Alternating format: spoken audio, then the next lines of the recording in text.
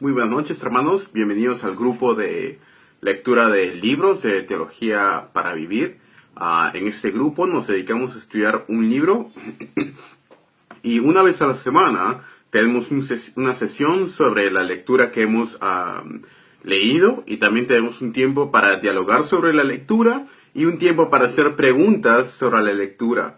Esperamos que estas discusiones sean útiles y les animen a leer los libros semana tras semana, y de esa manera fomentar la lectura en nuestro medio, y también que estas clases o estos debates o la sesión de preguntas y respuestas pueda también ser de utilidad como una guía útil para que ustedes mismos puedan usar en clubes de lectura o en escuela dominical de sus iglesias para adultos o en grupos pequeños, o si usted va a leer un libro con un amigo, puede usar también estas discusiones como una guía de lectura sobre el tema.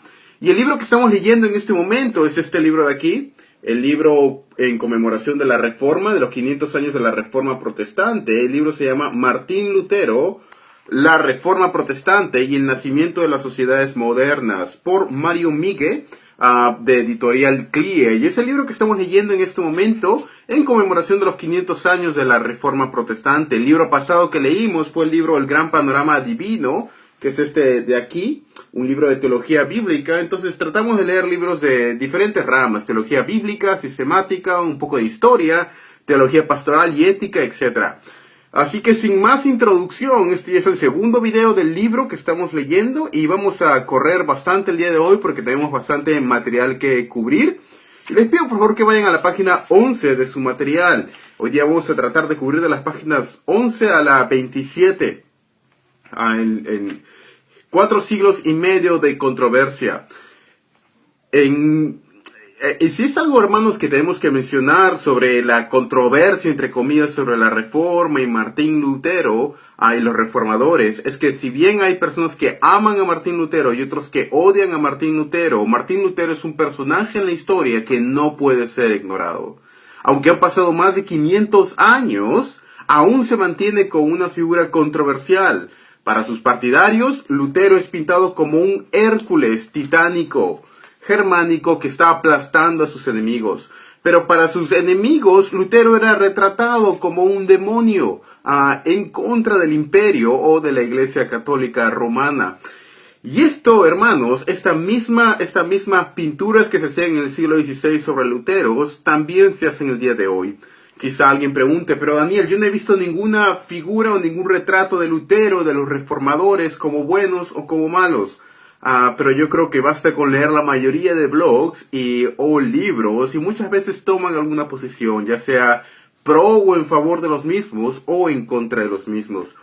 Y yo creo que aquí es algo que debemos tener cuidado, porque Lutero, Calvino, los reformadores y otras personas debemos tener en cuenta de no idealizar a estas personas en cuanto a su espiritualidad, y verlos como personas y seres humanos que también cometieron errores y pecados como nosotros. Pero tampoco debemos caer en el error extremo de solamente porque uno no está de acuerdo con alguna postura teológica o algo de la historia, negar lo que realmente hicieron. Y al mismo tiempo debemos tener cuidado en ir a lo que la historia verdaderamente dice sobre lo que ellos hicieron, y lo que verdaderamente ellos dijeron, y no lo que otras personas dicen que ellos dijeron.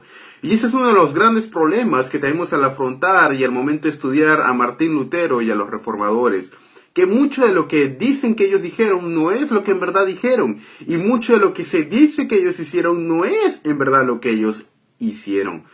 Yo creo que para esto, hermanos, debemos ser conscientes y buscar un buen libro de historia que nos pueda llevar a los datos de lo que realmente hicieron los reformadores.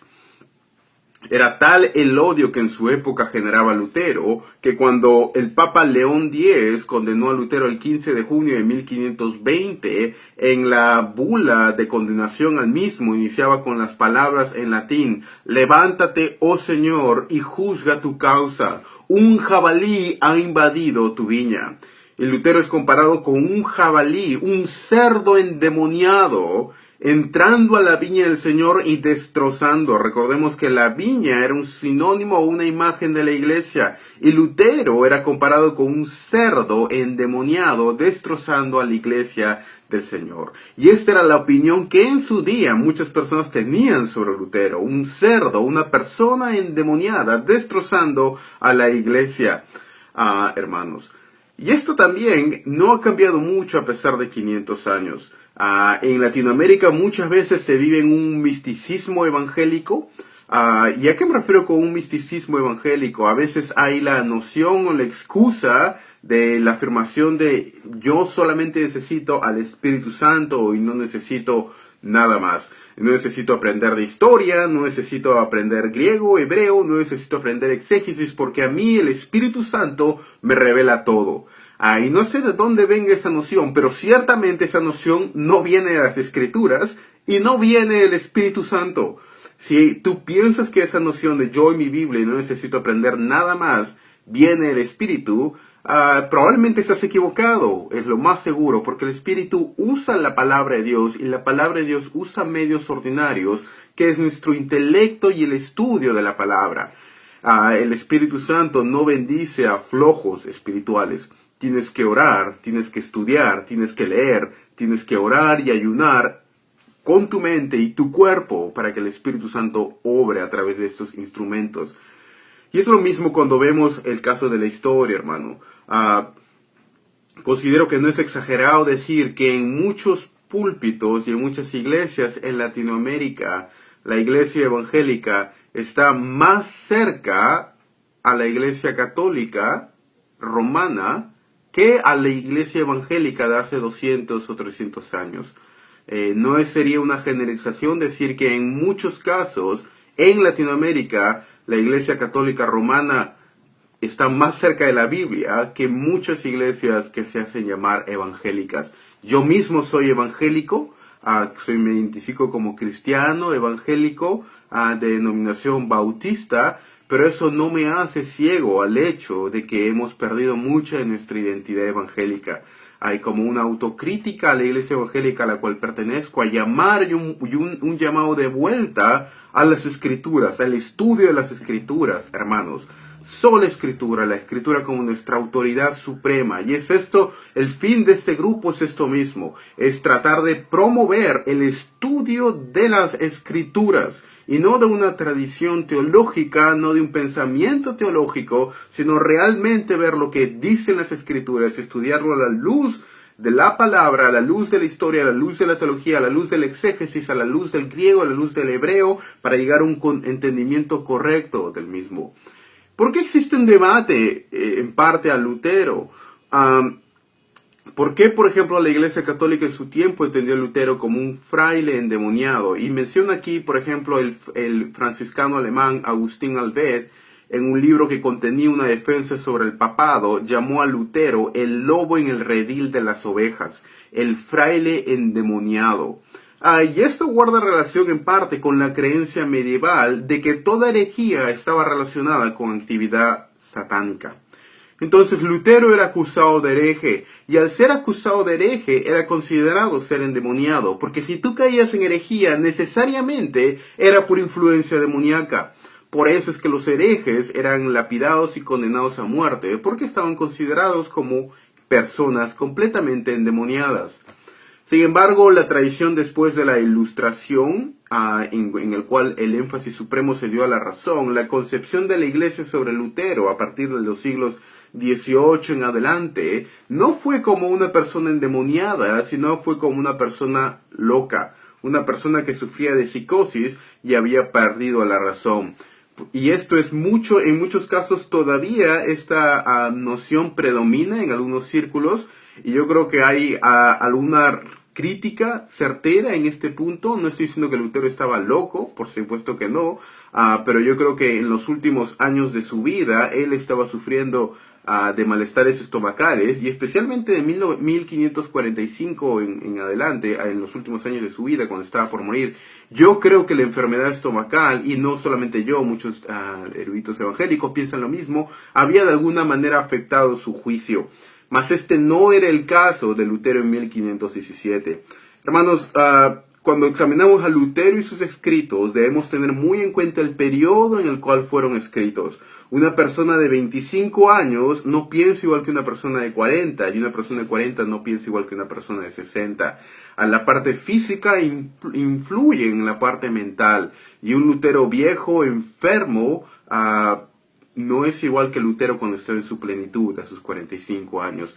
Y algunas veces las críticas que se hacen sobre Lutero, especialmente en el punto antisemítico, fueron en los últimos 2 años de Lutero, cuando él estaba postrado en cama y casi ya perdiendo algunas de sus facultades físicas y mentales. Y yo creo que algunas de las cosas que dijo no fueron las cosas que él diría cuando estaba mucho más joven, hermanos. El jesuita católico Harman Grisard escribió una obra en 1911 al 13 comparando la psiquiatría y usando la psiquiatría moderna para examinar a Lutero, y llegó a la conclusión de que Lutero era un psicópata que sufría de un trastorno mental. Estas son las tradiciones de interpretación de Lutero: o un endemoniado, o un loco, o en mucha de la tradición protestante, no como un loco o como un endemoniado, sino como una persona casi inmaculada, completamente santo y un héroe en el panteón evangélico. ¿Cuál es el verdadero Lutero? ¿Era Lutero un endemoniado? ¿Era Lutero un loco? ¿O era Lutero un santo que nunca hizo absolutamente nada malo y actuó completamente en favor de la iglesia? Yo creo que ninguna de ellas es la correcta. Lutero no creo que estaba endemoniado, no creo que estaba demente, y tampoco creo que Lutero era un santo, en el sentido estricto de la palabra. Yo creo que más bien Lutero era una combinación, era un hombre de carne y hueso, con pecados, con dificultades, con falencias, y debemos entenderlo de esta manera. No debemos tratar de releer o leer a Lutero y recrearlo en nuestra propia imagen.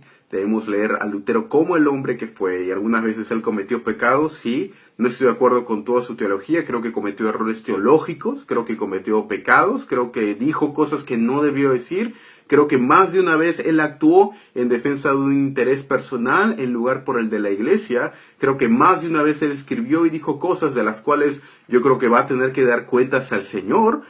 Yo creo que también había un elemento en el cual él estaba luchando con una extrema culpa que sentía en relación a su padre, y que de alguna manera él transpuso o transmigró la relación que sentía con su padre con Dios en sentido de una justificación para con Dios, y todos estos elementos jugaron en Lutero, y son elementos que debemos tener en cuenta, hermanos. Lutero no era un loco, Lutero no era un endemoniado, y Lutero tampoco era un santo inmaculado que está enfrente a todo el imperio romano defendiendo a todo el cristianismo. Esta concepción también es cerrada en relación a Lutero. Y debemos ver que Lutero, el hombre, aquel que escribió con su moto Simul justus et peccator, pecador y justo al mismo tiempo, sea aquel que hable. Este hombre que se consideraba a sí mismo completamente pecador, pero al mismo completamente justo en los ojos de Cristo Jesús. Y ese es el hombre al cual vamos a estudiar en las próximas semanas. Un hombre de carne y hueso. Otra noción errada, que también estamos ahora en las páginas 12, 13, estamos llegando a las páginas 14 en su material, en su libro que estamos estudiando, este libro de aquí, Lutero. Lutero tampoco no es la reforma, hermanos. Algo que veo vez tras vez, y ahora que estamos celebrando los 500 años de la reforma protestante, no debemos cometer, uno de los errores más grandes que cometemos como iglesia también es el hecho de ser reduccionistas. Reduccionistas al momento de entender una doctrina, o al momento de entender la reforma o las reformas protestantes. ¿Y a qué me refiero con el hecho de ser reduccionista? Reducimos el todo a una parte. Y esto es a veces algo que se hace con Lutero. La reforma protestante, fue Lutero el que lo hizo. Y esto no fue así, o fue Calvino el que lo hizo. Tampoco fue así, sino que fueron reformas protestantes, fueron reformadores, fueron un grupo de reformadores. Y a veces al leer la historia, un hombre puede tener la preponderancia o la importancia que no tuvo. Y esas son lecturas románticas de la reforma y de la historia. Queremos ver, y porque es romanticismo pensar un hombre en contra de todo un imperio. Esto es falso. Esto no fue así. No fue un hombre en contra de todo un imperio. No fue un hombre, o ya sea Juan Calvino, o Martín Lutero, o Martin Bucer, o Peter Vermigli, o cualquier otro. Fue una combinación de factores sociales, políticos, religiosos, un grupo de hombres, un grupo de reyes, un grupo de príncipes. Fue una combinación de cosas la que produjo la Reforma Protestante del siglo XVI. Y a veces esta noción yo creo que a veces se traspasa en Latinoamérica y pensamos lo mismo. Tenemos una mentalidad en Latinoamérica muy caudillista. Buscamos el caudillo que va a venir en política, es el mesías político que cada 5 años va a venir a liberar al país y al final siempre terminamos decepcionados. Y a veces como evangélicos tenemos esta noción caudillista, ¿no? Que va a venir un nuevo Martín Lutero, aquel que va a predicar con fuego y va a traer una reforma completamente al país. Esto no va a ocurrir. Una reforma se lleva a cabo por una serie de factores y una de ellas es un predicador, una serie de personas, etc. Y a menos que como latinoamericanos comenzamos a trabajar juntos en unión entre iglesias, en unión entre nosotros mismos, sin esperar la ayuda de un Mesías americano o un Mesías inglés o un Mesías gringo que venga a enseñarnos la palabra de Dios y quiera sacar nuestras pobres naciones evangélicas adelante, no vamos a progresar, hermanos. Es entre nosotros mismos tener un grupo de iglesias, una noción de iglesias y entre nosotros mismos buscar el desarrollo de nuestras naciones, el desarrollo de nuestras iglesias en unidad y cohesión en el evangelio, hermanos. No un ministerio extranjero que va a venir a organizar nuestras iglesias, sino nosotros mismos como sudamericanos haciéndolo. Y esto es importante también en el momento de leer la Reforma. Otro caso es el caso de Calvino, hermanos, y el malentendimiento que hay. Calvino ciertamente fue una figura importante en el siglo XVI, pero Calvino no fue el fundador del calvinismo. Calvino no fue el fundador del calvinismo, no tiene una relación que a veces se le da con el calvinismo. Yo creo que esa es una relación que más es una relectura de la historia del siglo XVIII que una lectura del siglo XVI. De hecho, Calvino no tenía la influencia en el siglo XVI, por ejemplo, que otros reformadores tenían. Yo creo que la influencia, por ejemplo, de Bullinger, o de Martin Bucer o del propio Lutero eran mayores que las de Calvino en el siglo XVI. Calvino llega a una preponderancia mayor en el siglo XVII y no es necesariamente por Calvino, sino por los estudiantes de Calvino en Ginebra, este grupo de cientos de misioneros que fueron a desarrollarse en el siglo XVII, que la influencia de Calvino y a través de sus escritos ejerce. Pero no fue así en el siglo XVI. Entonces esta es otra cosa que debemos tener en cuenta, hermanos. Si una persona fuera al siglo XVI y preguntara por Calvino, muchas personas ni siquiera lo conocerían. Yo creo que ahora es más una personalidad que la que en su tiempo fue. Y esto también son lecturas anacronísticas, erradas, por ejemplo, de la Reforma. Vamos, por favor, ahora sí, a la página 17 en su material, este de aquí, capítulo 1, Religión y Sociedad. Religión y sociedad, y quisiera comenzar respondiendo a la pregunta que está en la página 18, el orden medieval, los vínculos de dependencia personal.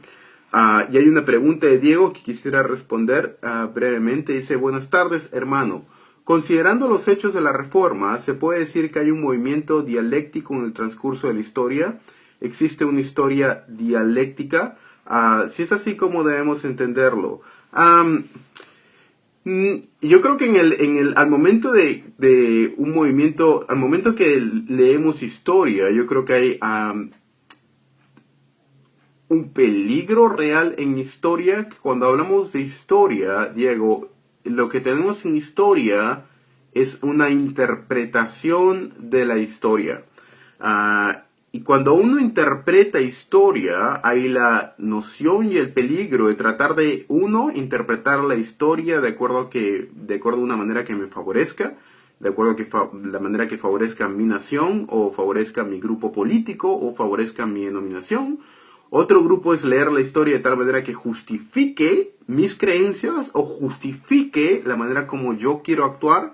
Otra manera de leer historia es una manera de tratar de buscar y hallarme a mí mismo en la historia. Es decir, yo leo la historia y me identifico como el nuevo Lutero, o como el nuevo Calvino. Y yo leo Jonathan Edwards y me identifico con Jonathan Edwards. Y yo creo que soy Jonathan Edwards, ¿no? Y a veces hay gente así que lee Richard Baxter y hablan como Richard Baxter en el siglo XXI y se creen los Richard Baxter del siglo XXI y cosas por el estilo. Hasta usan frases y comienzan Y esto a veces yo creo que es una manera errónea de leer historia, Diego. No mencionaría, dialéctica en el sentido de aprendizaje, sí, pero cuando uno lee historia, uno debe tener en cuenta que debemos separar las historias y las opiniones que tenemos sobre la historia. Por ejemplo, Lutero clavó las 95 tesis el 31 de octubre de 1517. ¿Eso es un hecho o no? Bueno, se menciona solamente en un libro de una carta que Lutero una vez escribió. No hay otro récord de que él realmente lo haya hecho ese día y esa hora. Puede haber sido 2 semanas después, etcétera, pero de que hubieron 95 tesis, hubieron 95 tesis. Ahora, ¿qué ocurrió ahí? ¿Fue el comienzo de una nueva era del cristianismo? ¿Fue el comienzo de guerras? ¿Fue una consecuencia de factores políticos? ¿Fue la destrucción del cristianismo? Como dirían algunos teólogos católicos. ¿Qué fue ese evento? Ahora, eso es interpretación de historia. Y eso es lo que hace el historiador y el teólogo. ¿Te das cuenta, Diego? Hay una diferencia entre lo que son los hechos de lo que ocurrió y otra cosa, la manera como esos hechos afectaron la historia y cómo se relacionan con nosotros. Y esto es la diferencia, Diego, al momento de leer historia. Y ese es un peligro, claro, porque yo creo que hay lamentablemente en Latinoamérica, nuestras denominaciones, ya sea que uno sea bautista, pentecostal u otra denominación, han ido a la historia no con el propósito de aprender de la historia, sino con el propósito muchas veces de reinterpretar la historia a fin de que la historia favorezca mi denominación o mi creencia en particular. Y esto es algo errado. Esto es algo errado. Yo creo que parte de toda la controversia y la confusión que tenemos son falsas historias que nos han enseñado con el fin de justificar que una denominación es mejor que otra. Y esto parte de un legalismo y de un orgullo espiritual que ha habido en muchas denominaciones para sentirme superior a mi hermano de otra denominación. Y yo creo que esto no es cierto. El decir que Jonathan Edwards era un bautista del sur, o que Jonathan Edwards era pentecostal, o que Jonathan Edwards era carismático, solamente para mencionar que él creía en los dones espirituales o que no creía en los dones espirituales. Esto está mal, hermanos. Y yo he visto vez tras vez que esto se hace citando y mal usando ya sea a Calvino o a Lutero o a Jonathan Edwards o a los puritanos para hacerles decir cosas que no dijeron. Y yo creo que si los puritanos estuvieran aquí o Calvino u otros, yo creo que tendría problemas con varias personas y líderes de movimientos que hacen cosas que no deberían hacerse. Quisiera responder ahora a la pregunta que surge de la parte primera del capítulo 1, Religión y Sociedad. ¿Por qué la política y la religión estaban tan ligados en el siglo XVI?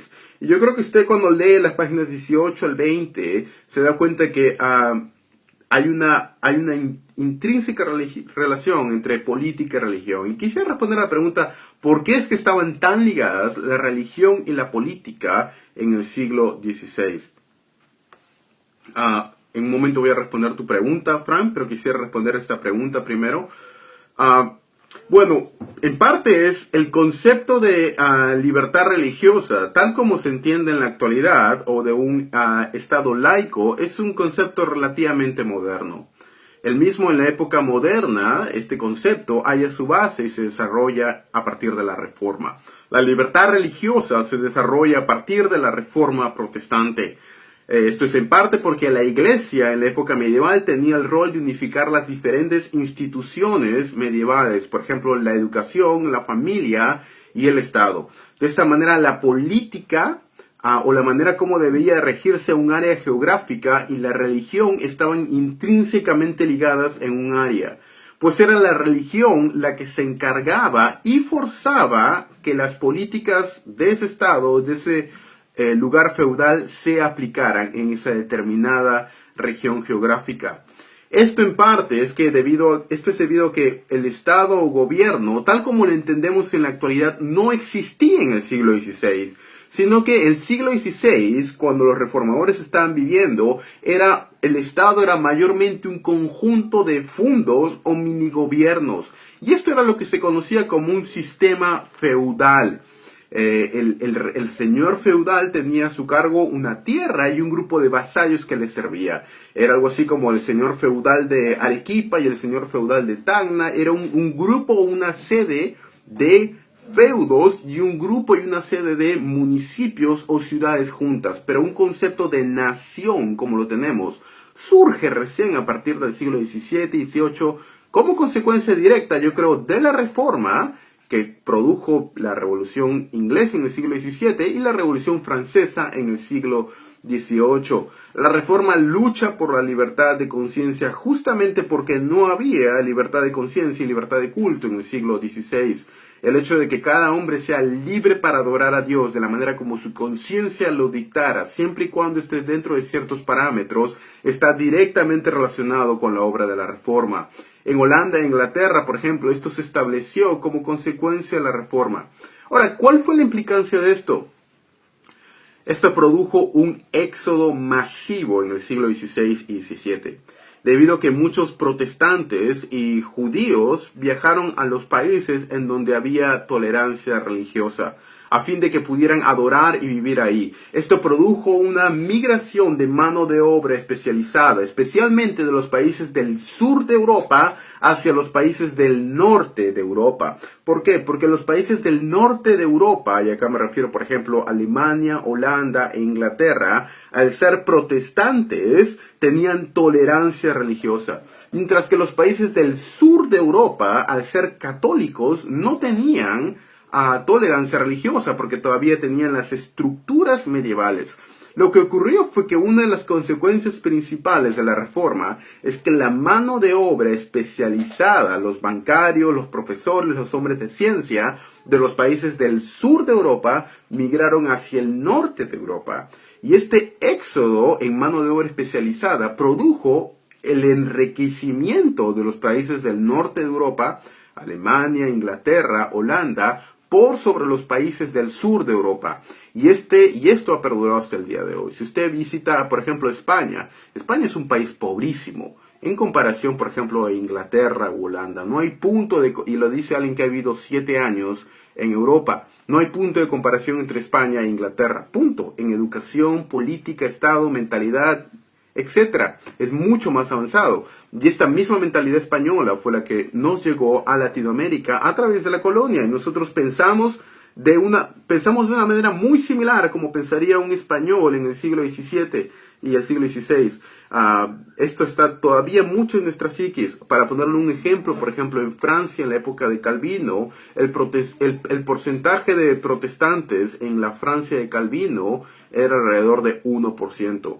Sin embargo, en la Universidad de París, en las universidades, el porcentaje de protestantes entre los profesores universitarios era el 10%. ¿Se da cuenta? El porcentaje de protestantes en Francia era el 1%, pero entre los profesores universitarios era el 10%. ¿Por qué? Porque la Reforma adjudicaba libertad religiosa, libertad de conciencia, libertad de culto y al mismo tiempo daba las bases de la autentificación de una carrera como ciencias y matemáticas. Ahora, cuando se produce la persecución hugonote del siglo XVI al siglo XVIII en Francia, ocurre que muchos de estos profesores franceses, los intelectuales, etcétera, migraron ¿a dónde? A Inglaterra, Alemania, y esto produjo que los países nórdicos, uno de los factores, hay otros factores obviamente, de por qué los países del norte de Europa son mejores o han sido mejores que los del sur, progresaran, y esto fue una de las razones. Entonces, si usted compara, por ejemplo, la tasa de el nivel de alfabetización en el siglo XVI al inicio de la Reforma, no había diferencia entre la alfabetización en Inglaterra y la alfabetización en España. La alfabetización en Inglaterra y la alfabetización en España eran casi la misma. Y si mal no me equivoco, al momento del inicio de la Reforma, en 1517, era alrededor del 5% la alfabetización. Un siglo después, la alfabetización en España seguía igual, el 5% de la población, mientras que la alfabetización en la Inglaterra puritana, ahora llegaba al 70%. ¿Qué pasó? Porque es que en un siglo, dos países que tenían un nivel de alfabetización exactamente igual, uno subió del 5% al 70%, mientras que el otro se mantuvo parejo. ¿Cuál fue la causa? Bueno, una de las causas principales fue la Reforma Protestante. Y esta misma alfabetización llegó lamentablemente, a Latinoamérica. ¿Y por qué? Porque desde su punto medular, la Reforma Protestante, en comparación a la Reforma o la Contrarreforma Católica, en su punto medular son diferentes. ¿Por qué? Porque la Iglesia Católica Romana, con todo respeto, si hay algún católico que nos escucha aquí en esta noche, con todo respeto, pero la Iglesia Católica Romana ponía la espiritualidad a través del sistema sacramental. Para alcanzar un estatus espiritual, una persona lo hacía a través de los sacramentos infundidos por la Iglesia. Tú podías ser un analfabeto y ser un santo en la Iglesia Católica. Tú no podías leer ni un verso de las Escrituras y ser un santo. Si vivías apartado del mundo, en un monasterio, etc. Tú podías crecer espiritualmente de acuerdo a la teología católica por recibir los sacramentos sin nunca abrir una página de las Escrituras. Este no era el caso en la Reforma. En la Reforma puso el punto central del crecimiento y el, entre comillas, sacramento o medio de gracia a través de la Escritura. De tal manera que si tú ahora crecías en el conocimiento del Señor, lo hacías a través del estudio de las Escrituras en el Espíritu Santo.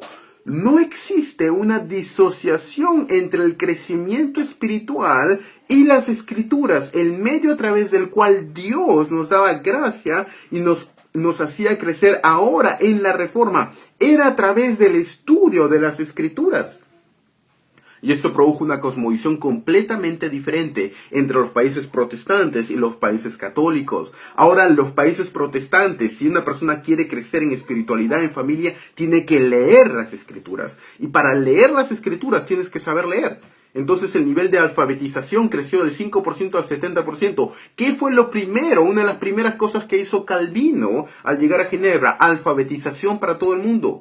La escuela pública ahora es gratis, tienen que aprender a leer, y este mismo modelo fue copiado a lo largo de todos los países nórdicos. La gente tiene que aprender a leer para poder conocer a Dios, para poder crecer en espiritualidad. Ahora, mientras que en la época medieval y en la época católica los sacerdotes requerían que den los sacramentos y memorizar como den sacramentos, en un sentido el clero, y digo entre comillas, o los pastores protestantes, ya no se les requería aprender una ceremonia, sino aprender idiomas originales, griego, hebreo, etc., para poder hacer una exégesis correcta de las Escrituras. Y esto causó que hubiera un nivel completamente diferente de alfabetización entre las naciones del sur de Europa y las del norte de Europa. Hermanos, este ya no es el caso en Latinoamérica. Nuestra manera de hacer iglesia es más similar a veces en la época medieval que en la época de la tradición evangélica. En muchos púlpitos ya no es a través del estudio intenso de las Escrituras, sino es a través de una experiencia mística con el Espíritu Santo. Esto es misticismo medieval, no es teología evangélica a través de las Escrituras.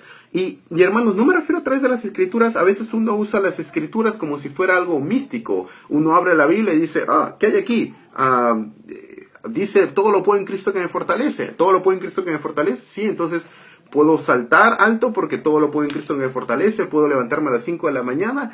Eso no significa el verso. El hecho de que una persona cite la Escritura no quiere decir de que sea bíblica. Quiere decir que es biblicista. Tenemos muchas personas que son biblicistas, pero no son bíblicas. Tienen un ensayo lleno de citas bíblicas, pero no significa que seas bíblico. Significa que eres biblicista, pero no significa que estés dándole el sentido correcto a las Escrituras. Y esa es una de las razones, yo creo, por las cuales nosotros estamos perdiendo cada vez más en Latinoamérica el sentido escritural. Y si hay aquí pastores, líderes que me escuchan, ve a tu Biblia, estudia la Escritura. Aprende griego, aprende hebreo, no tengas miedo, no te disminuyas intelectualmente. No dejes que otras personas te digan que tu intelecto no es igual al de un americano o al de un inglés o al de un alemán. Eso es mentira. No dejes que alguien te diga que tu intelecto, hermano, es diferente. Usa tu intelecto. Aprende griego, aprende hebreo. Vamos a la palabra de Dios. Aprendamos historia, aprendamos teología y que la palabra de Dios haga su obra y renueve nuestras naciones, como lo hizo un día y como lo ha hecho en naciones europeas. No dejemos que nos sintamos mal por ser peruanos o latinoamericanos o chilenos o bolivianos, etc., sino que nosotros mismos vayamos a las escrituras, hermanos, y que de entre nosotros se levanten Spurgeon, Martin Lloyd-Jones, Jonathan Edwards, grandes figuras de la historia, se levanten en nuestros propios países latinoamericanos, como se levantaron una vez en otros lugares del mundo. Hermanos, yo creo en todo sentido que esto el Señor lo puede obrar en nuestras naciones. Si hay jóvenes y señoritas consagrados al Señor, consagrados a la palabra de Dios, que puedan traer un cambio en esta generación a nuestras naciones. Y no tengamos miedo de hacer grandes cosas para el Señor y de soñar el grande. Cuando yo quería estudiar en Inglaterra hace algunos años, lo que siempre me decían era que fuese realista. Si yo hubiera seguido el consejo de ser realista, no hubiera llegado a ningún lado. Yo creo que fue justamente de intentar cosas que nadie había intentado, intentar cosas que nadie en mi iglesia había intentado, que nadie en mi denominación había intentado, que nadie en mi familia había intentado, que nadie que yo hubiera conocido habría intentado. Fue justamente esto lo que yo creo que el Señor abrió las puertas para llevarme a lugares que nunca habría pensado. No tengas miedo de hacer nuevas cosas para el Señor. Que nadie disminuya la imagen de Dios que tienes, el intelecto que Dios te ha dado. Entre nosotros Dios puede levantar un John Piper. Dios puede levantar entre nosotros un Timothy Keller o cualquier otra persona que quieras, o un Spurgeon o lo que fuese. Si estamos consagrados a Él, no tengas miedo de hacerlo. Usa tu intelecto completamente para el Señor. Sigamos, hermanos. Ya respondí la pregunta por qué estaba ligado. Otro factor a entender en la parte de la reforma es que la línea entre lo público y lo privado no era una línea completamente clara. Es difícil trazar la línea de diferencia entre lo público y lo privado en el sentido religioso de la era medieval. Fue justamente este trasfondo en el que vivían los reformadores.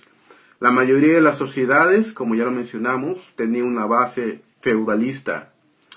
La misma que, por decirlo así, la sociedad feudalista era un punto intermedio entre la sociedad tribal y la sociedad monárquica. El feudalismo era un punto intermedio entre estas. En la sociedad feudalista, la justicia era administrada por cada familia, de acuerdo a reglas básicas de convivencia que estipulaba cierta sociedad. Las guerras, muchas veces en la época medieval, se daban como consecuencia de rivalidades entre familias o clanes en lugar de gobiernos o países. Y un país era conformado por un número de familias o un número de clanes. Y estos clanes o familias eran dirigidas por nobles o señores feudales. Y esto es importante entender, hermanos, porque cada clan, en un sentido, o cada municipio o cada ciudad, era independiente del otro clan o del otro municipio, etc. No había un estado-nación como el que nosotros tenemos, por ejemplo. Alemania no era una nación. Yo creo que Alemania llega a ser una nación con Bismarck, pero ese es otro punto de debate. Pero Alemania no era una nación en el siglo XVI, era un conjunto de ciudades o un conjunto de feudos. Y esto es importante entender al momento que uno ve la historia y al momento que uno entiende la reforma. Porque incluso cuando nosotros hablamos de la reforma en Alemania, no fue tanto la reforma en Alemania, sino fue la reforma en un grupo de ciudades que ahora se llaman Alemania. O un grupo de ciudades y un grupo de clanes, incluso en Escocia. Escocia era un país, sí, pero era un país gobernado por clanes y familias, ¿no? Y esto es algo importante que debemos tener en cuenta. Y las familias tenían y eran gobernadas por el señor feudal o por un noble. ¿Cuáles eran las diferentes clases en la sociedad medieval? Y aquí estamos en la época, en la página 20.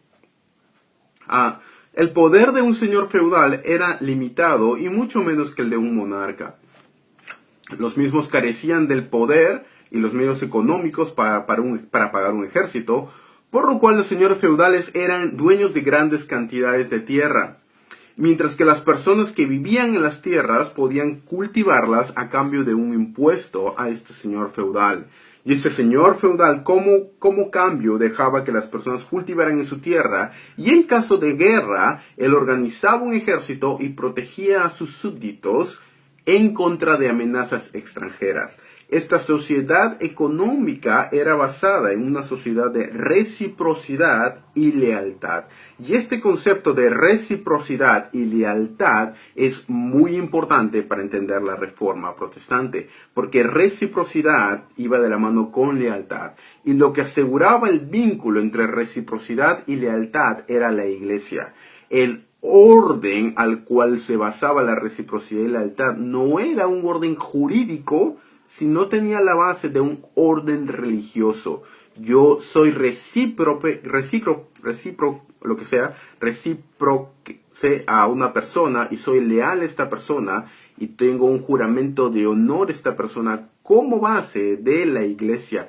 Y eso es importante luego para entender el concepto de excomunión. Cuando un papa, por ejemplo, excomulgaba a un rey o a un señor feudal o a un noble, al ser excomulgado significa que esta persona había roto con la Iglesia, la cual garantizaba el cumplimiento de estas promesas de reciprocidad y de lealtad. Por lo cual, al ser una persona excomulgada, quedaba libre de la reciprocidad y libre de la lealtad. Es decir, si tú eras un señor feudal y la Iglesia te excomulgaba, tus súbditos ya no tenían que obedecerte. ¿Por qué? Porque ya habían sido rotos de la reciprocidad. Si tú tenías una deuda y la Iglesia te excomulgaba, ya no tenían que pagártela.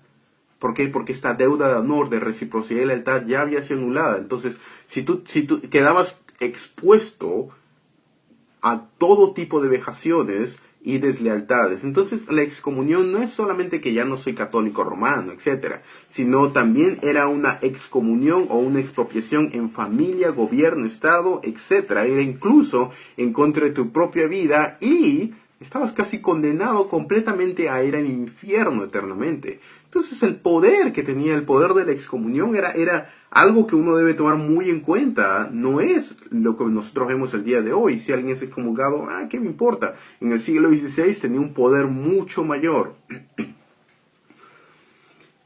En Latinoamérica, y particularmente hablo aquí del Perú, el sistema feudal es algo que ha sido lo que ha imperado a lo largo de nuestros años, a lo largo de nuestra historia. Aunque en el Perú fuimos constituidos como nación en 1821, independizándonos de España, la verdad es que no hemos sido una república. La verdad es que hemos sido más una oligarquía manejada por las 40 familias. Cualquiera que esté familiarizado con la historia del Perú está familiarizado con la historia de las 40 familias, ¿verdad? Que por más de 120 años tuvieron el poder del Perú. Es decir, las 40 familias son 40 familias en Perú que tenía casi más del 90% de todo el PBI nacional. Y estas familias son, por ejemplo, la familia Romero, la familia Nicolini, etcétera, hasta que este poderío de las 40 familias fue roto parcialmente con la expropiación de Velasco Alvarado. Pero ¿a qué me refiero con este punto? Es que en nuestro país, en el Perú, nosotros hemos tenido a muchas vistas una sociedad feudal. Y esto en la guerra con Chile, uno estudia la guerra con Chile en 1879, y por qué uno llama la atención que ocurrieron las cosas de esta manera, era porque la manera como estábamos organizados, con grandes feudos o terratenientes, era una organización feudal que resemblaba las estructuras de poder medievales heredadas a nosotros a través de la colonia y de la tradición católica romana que vino de España. Estas estructuras económicas de poder que tuvimos no fueron en un sentido de la reforma, sino fueron católicas, medievales, feudales. Y este concepto de feudalismo todavía está muy presente en nuestra psiquis evangélica. Ya lo hablé en el primer caso de esperar a un Mesías salvador, que venga, un Mesías foráneo que venga y nos salve y nos libere. Y esto yo creo que no ha ayudado al desarrollo de la iglesia en Latinoamérica. Con el surgimiento de las ciudades surgió una nueva clase social en la época de la Reforma. Y esta clase fue la sociedad de los mercantes o burgueses. que se encargaban de comerciar y vender los productos de un lugar a otro. Quisiera hablar ahora del desarrollo de las ciudades, antes de llegar luego a página 21.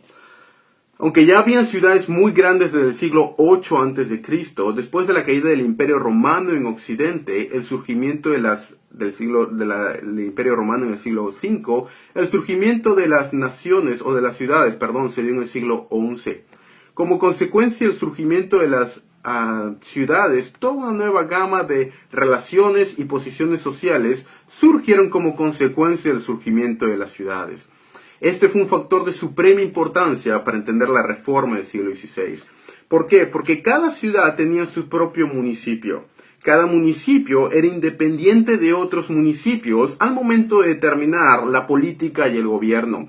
Esto fue de suprema importancia al comenzar la reforma protestante. ¿Por qué?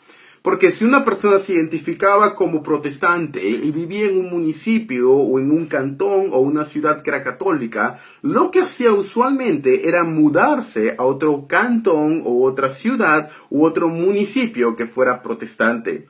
Al mismo tiempo, esto implicaba que los reformadores podían pedir asilo en una ciudad o cantón diferente que tenía un príncipe protestante que le podía brindar protección a este reformador, y este reformador podía escribir y hacer las cosas libremente bajo la protección de este príncipe en este municipio, porque cada municipio o ciudad o provincia, si podemos ponerlo de esa manera, era independiente la una de la otra. Esto no hubiera pasado años anteriores, sino que hubieran sido muertos. Esto garantizaba, por ejemplo, por qué Lutero, a pesar de que el Papa había dado la orden de excomunión y de que lo maten, podía escribir libremente. Porque pidió asilo al príncipe y estaba en un cantón que le garantizaba la completa independencia y él podía hacer todo lo que se le diera la gana dentro de esa ciudad o dentro de ese cantón. Pero él ponía un pie fuera de ese cantón o de esa ciudad o provincia, ¿y qué ocurría? Lo ejecutaban. Es por esto que había una concentración inusual de protestantes en un lugar y no en otro lugar, hermanos. Y esto es muy importante entender si queremos entender la reforma protestante. La supervivencia en la época medieval estaba directamente ligada a la permanencia en la familia basada en relaciones de parentesco y las relaciones sociales. Era justamente la iglesia la que integraba todos estos aspectos. Por ejemplo, en la familia era la iglesia la que regulaba el matrimonio, bautizaba a tus hijos, daba la extrema unción a tus ancianos, tenía el rol de la educación primaria, secundaria y universidad, forjaba la política, daba las leyes de Estado, tenía poder sobre el ejército para tomar la espada y defender las naciones, integraba todo el medio social europeo entre naciones, entre esferas, en el aspecto judicial, legislativo, ejecutivo. La iglesia tenía un poder incomparable en época medieval, muchísimo mayor que cualquier estado o sociedad en la actualidad lo tendría. Tenía poder sobre la familia, un poder espiritual, tenía un poder político, un poder estatal, tenía un poder sobre el ejército. Es difícil exagerar la importancia y la esfera en la cual todo estaba completamente integrado con la iglesia, hermanos. Y en la página 21, la lealtad y la fe es lo que vamos a seguir hablando. Luego vamos a volver a hablar en esta semana sobre este punto, pero aquí es donde nos vamos a quedar. Hermano, yo les recomiendo que todo lo que hemos hablado el día de hoy lo mediten, que hagan la lectura del libro que estamos estudiando, que vayan a las escrituras, que vayan a la historia, que no se queden con lo que alguien les cuenta o lo que alguien les dice, sino que realmente nosotros seamos como los bereanos en Hechos, que vayamos a las escrituras y no tengamos miedo, hermanos, de usar nuestro intelecto. Y no pensemos que un americano o un inglés o otra persona es mejor que nosotros o tiene un intelecto superior, o solamente porque alguien es blanco y rubio va a predicar mejor que un latinoamericano. Rompamos estos moldes colonialistas y medievales, feudalistas, hermanos, que a veces tenemos en nuestra mente, en nuestras iglesias. Ya es hora que nosotros, como iglesia evangélica en el Perú, en Latinoamérica, podemos tomar nosotros mismos un liderazgo. ¿Por qué es que tenemos más de 100 años o etcétera en la iglesia evangélica y todavía no hemos producido líderes o teólogos del mismo rango que los teólogos europeos o americanos? Eso es algo que debe cambiar y debe cambiar en nuestra generación. Joven señorita que tú me escuchas y tienes la oportunidad de estudiar las Escrituras, hazlo. Joven, si el Señor te ha llamado a estudiar las Escrituras, aprende griego, hebreo, aprende inglés, latín, aprende alemán. No tengas miedo de aprender idiomas. Sueña en grande, anda en grande, que el Señor nos bendiga y nos guarde y produzca de esta generación un grupo de personas que no tengan miedo de estudiar las Escrituras y hacer un cambio en nuestra nación, iglesia y sociedad latinoamericana. Que el Señor los bendiga, hermanos, y que tengan una buena semana. Nos vemos en unos días para seguir con el estudio del libro y de la palabra del Señor. Que tengan buena semana. El Señor les bendiga. Hasta luego.